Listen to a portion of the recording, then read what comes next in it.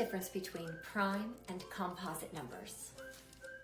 Here is a list of the first 5 prime numbers: 2, 3, 5, 7, and 11. Each of them only have 2 factors, 1 and itself. The number 2 is the only even prime number. Composite numbers are numbers that have more than 2 factors. For example, 4 has the factors of 1, 2, and 4. 8 factors are 1, 2, 4, and 8.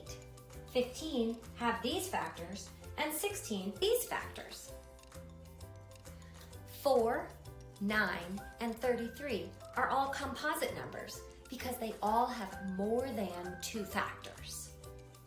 So the difference between prime and composite numbers is that prime numbers have only 2 factors. Composite numbers have 3 or more factors.